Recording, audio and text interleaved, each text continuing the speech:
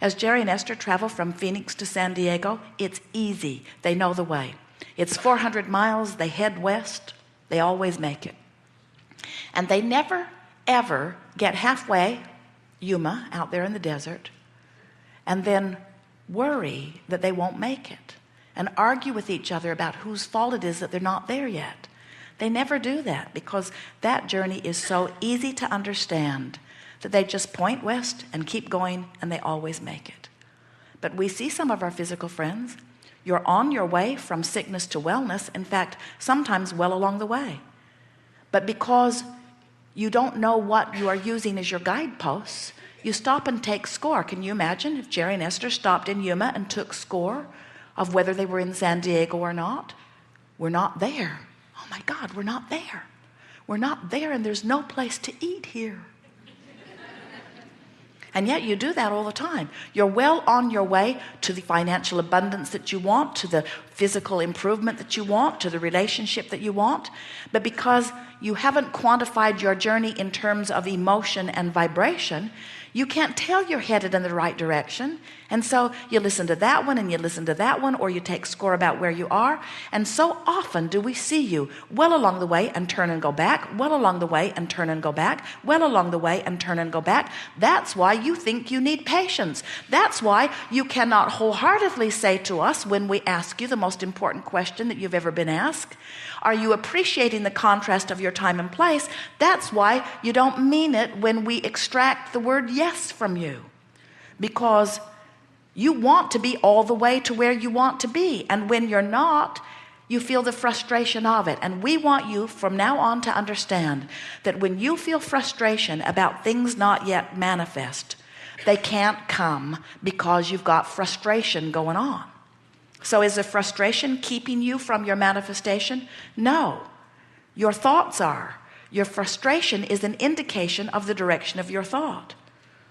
So to quantify your journey, you have to care about how you feel, and you have to insist on reaching for an improved feeling thought, an improved feeling thought, an improved feeling thought. Sometimes we think that you think that what we want you to do is just make sure that you're over here in pure positive emotion on every subject in the world. And that is not what we are asking of you at all. We just want you to know that what you want's downstream, and downstream feels better. And it doesn't matter where you put your boat in the stream, where you are is where you are. That's worth writing down. I am where I am. In other words, you can't put your boat in someplace you're not. Something has happened and somebody says, cheer up, and don't you want to say, drop dead? I am where I am. Of course I'd like to be more cheerful. Of course I'd like to be more abundant. Of course I'd like to have a lover. Of course I want all of that, but I am where I am. And you insisting that I be over here when I'm over here doesn't help me one bit.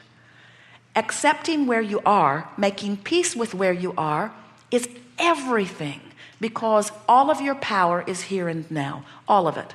100% of your power is here and now. And do you know what the power is? To turn downstream or upstream. To turn toward a thought that feels better or a thought that feels worse. So that means if you're in despair, the most accessible thought to you is one of revenge and rage. Really. Your friends preferred that you stay depressed. You're less trouble to them when you're depressed. They want you to either be depressed or be joyful. And you don't have the option of joyful. The frequencies are too far apart.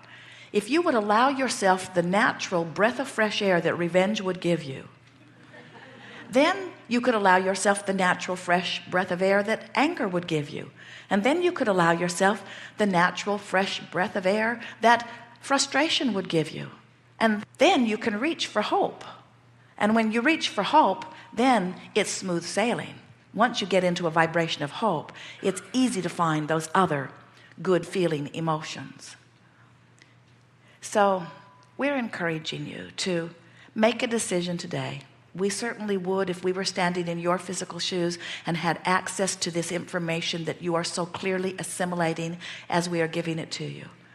We would make a decision that we are going to make peace with wherever we are, and that we're going to exercise all of our power, which is all happening right now, to turn downstream as often as we can. So your new mantra is, today, no matter where I'm going, no matter what I'm doing, no matter who I'm doing it with, it is my dominant intent to look for that which I'm wanting to see. I'm going to look for the thought that feels best from where I am, the best feeling thought I can find from where I am.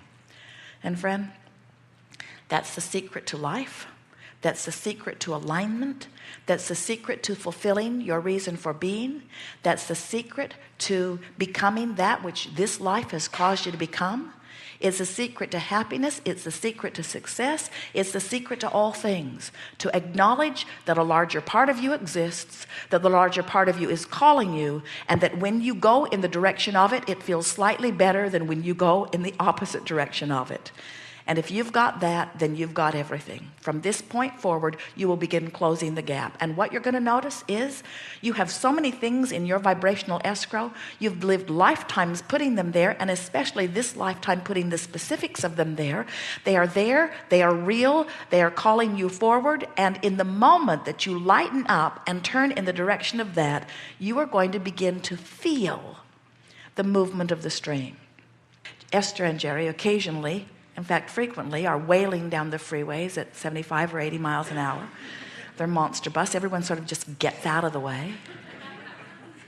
And then sometimes, especially in the metropolitan areas, the traffic will slow down to a standstill. And it is not a good feeling to have been moving and making such great progress and then suddenly to be not moving at all.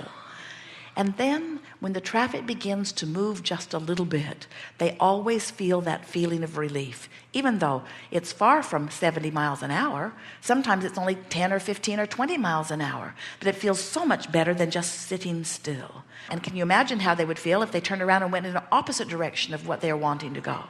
You are an expanding being who will never be happy unless you let yourself get up to speed with your expansion. In other words, it's not like you have a choice here in this sense. Life caused you to become more, and now you sort of kind of got to go. If you don't go where life has caused you to become, you feel the discord of not going. So it's this simple. You and what you've lived have caused your stream to move, and you and what you're thinking are allowing yourself to go or not in the direction of what you have created. So it's all up to you. You've got your hands on the steering wheel, you've got your foot on the throttle. In other words, it's all up to you. Isn't that good to know? If life causes you to want something, and you can find the way, and we're here to tell you, it wouldn't take you more than 10 or 15 or 20 minutes if you'd focus a little bit. If you will focus yourself into alignment with what you want, it has to appear in your experience. So then what begins to happen? Because you never get it done. Contrast causes you to want it. You line up with it and become it. Now you've got more contrast, which causes you to want it. You line up with it and become it. So there will always be something more that you want from where you are. As you begin to understand that the joy of life is in the sorting it out and the giving birth to it and the turning in the direction of it, feel the dance of that. The contrast causes you to want it. The clarity of your direction of thought lines you up with it. You become a match to it. The universe delivers it. Now more contrast causes you to want it. You line up with it. Ah, friends, it's like being on that surfboard out on that leading edge wave. That's the way life is supposed to be for you. And it will always feel good if you're pointed downstream. Good is a relative term, isn't it? The other day, Esther was ragging on about something, and Jerry listened for a while and then lovingly and extremely mistakenly said to Esther, "That sounds upstream to me." And Esther said, "It was downstream for me." And we think that's really worth noting. In other words, Jerry was all bright-eyed and bushy-tailed. He'd been taking a walk.